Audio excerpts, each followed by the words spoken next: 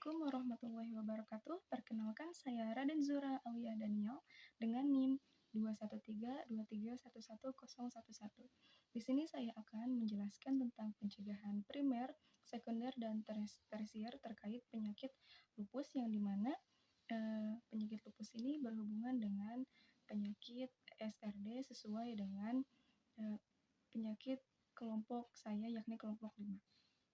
Yang pertama, apa itu lupus? Lupus, penyakit lupus atau lupus erythematosus adalah penyakit autoimun kronis yang bisa menyebabkan peradangan di beberapa bagian tubuh seperti kulit, sendi, ginjal, hingga otak. Lupus dapat dialami oleh siapa saja, tetapi lebih sering dialami oleh wanita. Pada kondisi normal, sistem imun akan melindungi tubuh dari infeksi atau cedera. Akan tetapi, pada orang yang mengalami penyakit autoimun seperti lupus, sistem imun justru menyerang sel, jaringan, dan organ tubuh yang sehat. Selanjutnya ada penyebab dan gejala. Penyebab lupus belum diketahui secara pasti. Kombinasi dari faktor genetik dan lingkungan sering dikaitkan dengan terjadinya lupus.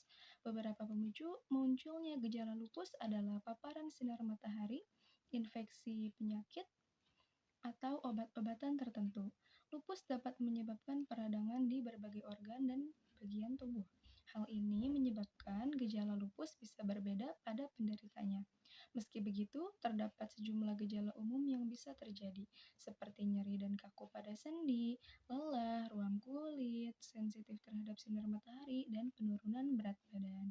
Nah, lalu apa hubungannya dengan ESRD? Lupus dapat berhubungan dengan ESRD atau End-Stage Renal Disease atau gagal ginjal stadium akhir. Lupus nephritis. Lupus dapat menyebabkan peradangan pada ginjal yang dikenal sebagai lupus nephritis. Kemudian kerusakan pada ginjal. Lupus nephritis dapat menyebabkan kerusakan ginjal secara bertahap dan dalam kasus yang parah dapat menyebabkan ESRD. Kemudian untuk faktor risikonya, beberapa faktor yang dapat menyebabkan resiko ESRD pada penderita lupus termasuk riwayat keluarga penyakit ginjal, tekanan darah tinggi, dan diabetes. Maka dari itu, orang yang mengalami lupus harus sering-sering melakukan pemeriksaan, terutama di bagian ginjal, agar tidak terjadi ESRD. Kemudian dampak dari gejala lupus atau penyakit autoimun menyerang berbagai organ ini.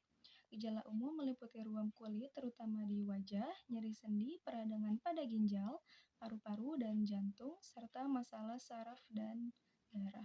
Dampaknya meliputi kelelahan, nyeri, dan masalah kesehatan mental yang secara signifikan memengaruhi kualitas hidup.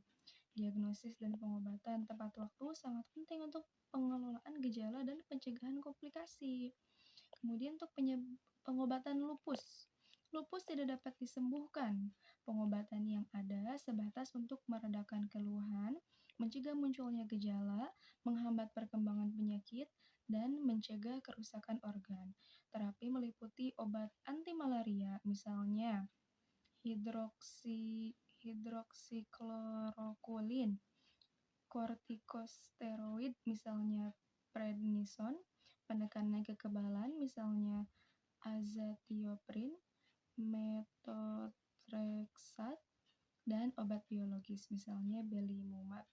Kemudian gaya hidup sehat termasuk menghindari alkohol dan merokok, serta pemeriksaan rutin yang sangat penting untuk manajemen penyakit jangka panjang. Konsultasi dokter sangat dianjurkan untuk rencana pengobatan yang tepat. Kemudian ada pencegahan pada lupus. Meskipun tidak ada cara pasti untuk mencegah lupus, ada langkah-langkah yang dapat diambil untuk mengurangi resiko dan mengelola dampaknya. Yang pertama ada pencegahan primer. Fokus pada mengurangi resiko sebelum penyakit muncul. Ini termasuk menghindari paparan sinar matahari berlebihan, berhenti merokok, berhati-hati dengan obat-obatan tertentu, dan mengelola stres. Kemudian, pencegahan sekunder bertujuan mendeteksi penyakit dini untuk mencegah komplikasi. Ini mencakup pemeriksaan kesehatan rutin, penggunaan alat bantu deteksi dini seperti saluri, dan konsultasi dokter segera jika ada gejala.